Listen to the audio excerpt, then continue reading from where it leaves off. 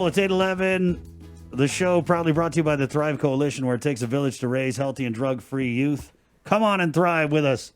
And our segment guests this morning. Thrive, a we coalition have, for Bree? drug-free The whole Dedido, is entire an active Dedido partnership precinct? of community members and leaders committed The to whole a entire vibrant, Dedido resilient, precinct. and It's a part of empowered Project U. Dedido. It takes And a Project U village is to under raise the Police healthy and Department's, drug-free Safe youth. Schools Thrive initiative. with So us. We'll find Find out what us Project online. U is doing.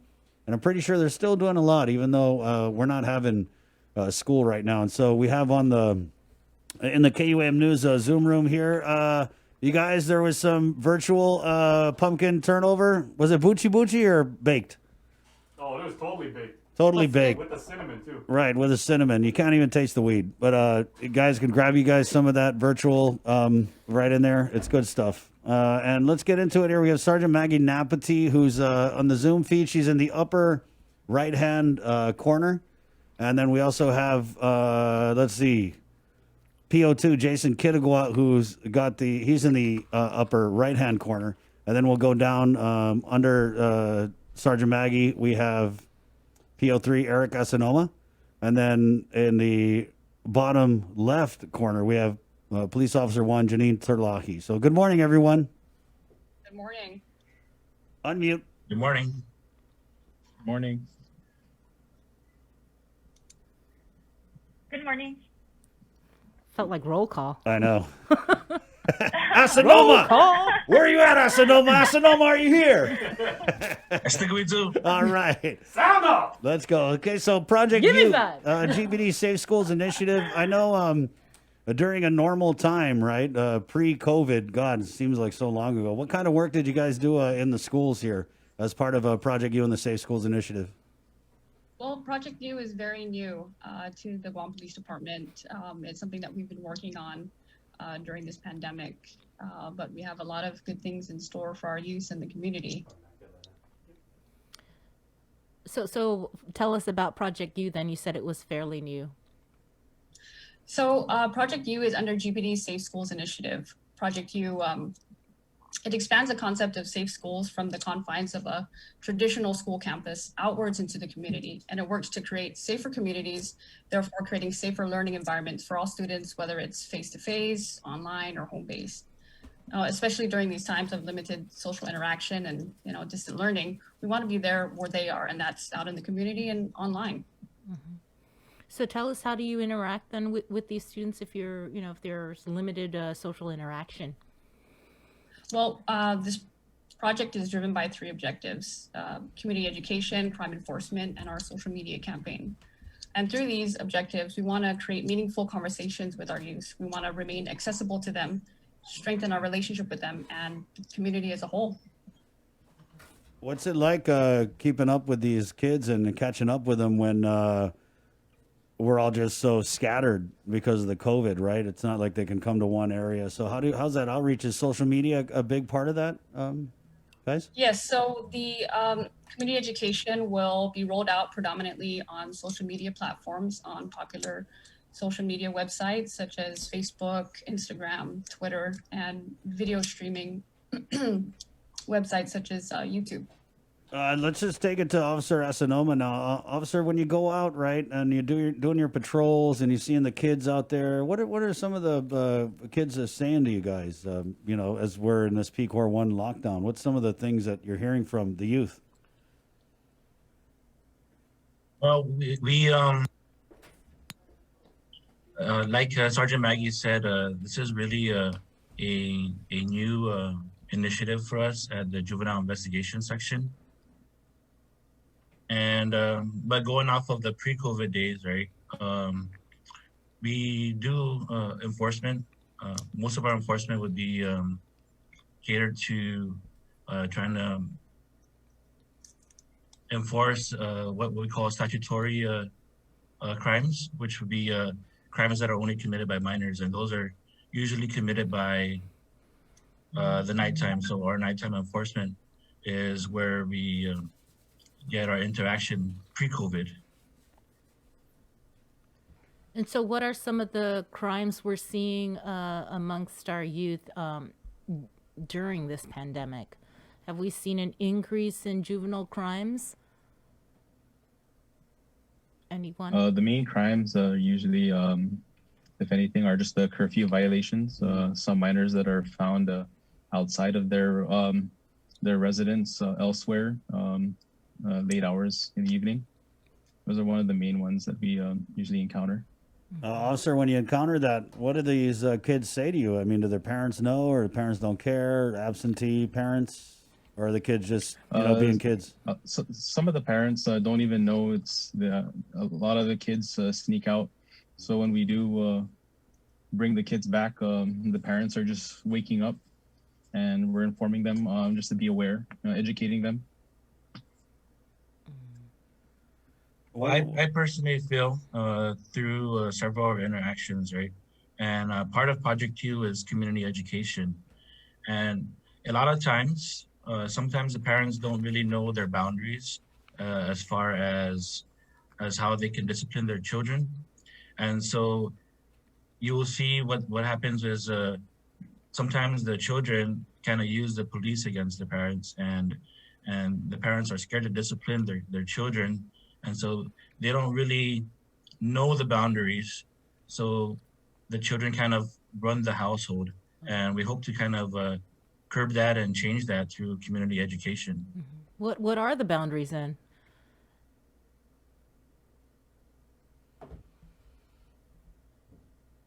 Well, that's something we go with within the law of child abuse and assault and things of that nature. Officer, let's say like you guys out there, you bring, one of my kids back to me. They were out all night. I had no idea. Am I allowed to like grab them by the ear and pull them into the house, or is that child abuse?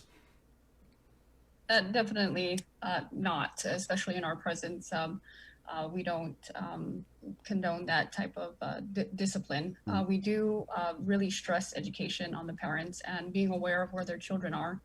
And sometimes we do find that youth tend to lean on other family members or family friends to say, I'm going to spend the night there, and then come to find out they've been out and about late evening hours, early morning hours. And it's just really bringing this education to them, working with the community, working with parents, working with youth to, let them know that one, we're out there, two, what the law is, and three, if we all work together to help curb status offenses such as curfew violation, underage drinking, then we can have a safer community for our youth. Janine, how many? And going off of, go ahead. I'm sorry. No. Oh, going off of community education. So what we're planning to do is utilize Cyber Safety Pacifica brochures to help launch our Project U, and also advertisements involving Cyber Safety Pacifica. So those brochures will include like staying safe, young people in technology, more about the law, and it will be handed out to the public. Just going back to these curfew violations, how much of it do you think is just kids who have a home environment that they don't want to be in, whether it's from abuse or drugs or just, domestics? That's the instances where we create conversations with our youth. We want to be a resource to them. We want to remain accessible to them, to hear their concerns and really get to the root of the problem so that we could help resolve whatever they're experiencing, either at home, school, out in the community. So how's this going to work? When do you guys roll out this program? We're going to be rolling this program out to the community in the next couple of weeks. We've been working at our shop very hard. I have a really solid team that have putting together PSAs, videos, social media bursts that are going to be seen very soon. Is this We're very excited. Is this going to be on the Thrive Coalition's Facebook or Project U? Where do we go to find out more? We're going to be activating our social media accounts. We've also partnered with the Thrive Coalition. We're working alongside them. This project also aligns with existing programs like Detective Terlahi mentioned, Cyber Safety Pacifica. It's an awesome program. It speaks to several audiences, students, teachers, parents, the general public on ways to stay safe online. And that's where our youth are right now. They're out in the community. They're out. They're online. You know, school is home now, and home is school. So we want to be there with them, for them. What about cyberbullying? Is that part of you guys? Is one of the things that you guys are tackling? Yes, most definitely. And Cyber Safety Pacifica has a really important component embedded in that curriculum. Well, tell us a little bit more about it. Cyber Safety Pacifica (CSP) is it's a partner program between the Pacific Islands Chief of Police and the Australian Federal Police, and it focuses on education and awareness to protect our young people and for vulnerable communities. What are some of the things you hear from the kids, or I mean, maybe even parents, about cyberbullying? How bad is it on Guam? Right now, I do not have the numbers to say what exactly the stats are, but I can tell you that it's there. It's present. It's in our community. It's online, and myself, my team, we really invest a lot in education so that we could mitigate these issues. We could prevent these issues, deter it, and give the proper education to our youth to let them know that. Let them know what the consequences are. Let them know how it affects them, how it affects others, how it affects their families, their schools, their community. Right. I wish a program like this would have been around earlier, because there's definitely a lot of adults who cyberbully on Guam, and had they been reached with this crucial information at a young age, maybe it could have made a difference. And so how important is the work you guys are doing in reaching these kids before they kind of age out of that phase where you can really touch their minds and guide them in the right direction? Agreed. The work that we do at the juvenile investigation sections, even over at the community affairs office, is very important. You know, a large part of crime prevention is the starting point to it, and that is educating the community, educating the individual unit. And Project U, you know, it was developed just for this. You know, our catchphrase is "Safe Schools Starts with You," because it really does start with the individual unit. And we want to send a message out to the community that it starts with every single one of us. You know, we create a safer community. We can create safer learning environments and really help our youth thrive. Mm-hmm. What about how are you going to be able to reach out to youth out there that don't have technology, don't have social media, don't do the Facebooks and the Instagrams, and don't have internet, TikToks and things like that? Yeah.